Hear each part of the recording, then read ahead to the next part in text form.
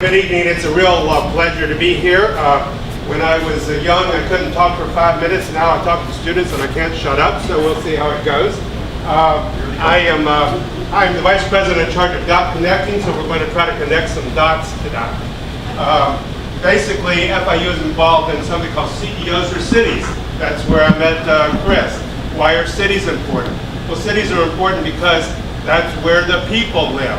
About half of the nation's economic activities takes place in our cities.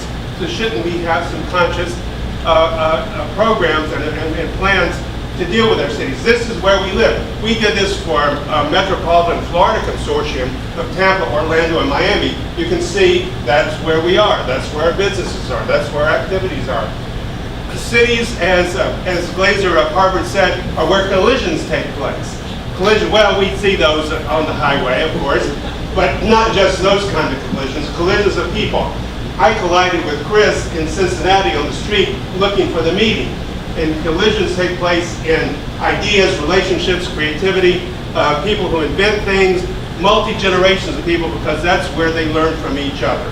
And so this is about trying to help people connect with each other because cities are important.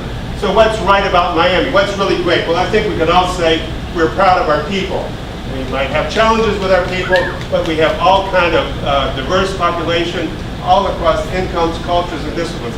I actually moved away for a short time and was really happy when I came back because I love the diversity of our people.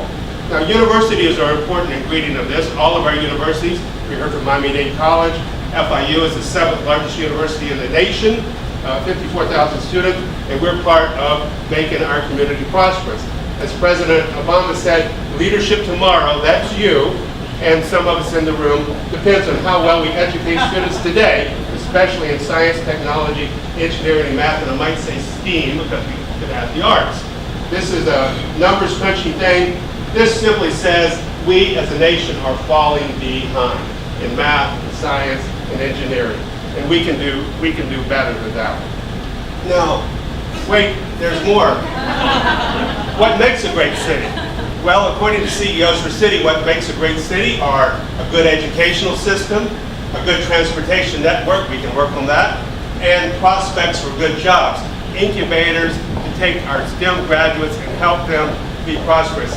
And of course, our people, our beaches, our neighborhoods, our communities, our festivals, that's what we enjoy, and that's who we are every day. But we're more important than just the people, you know. Now, I want to say Miami is the precursor of the future of the country.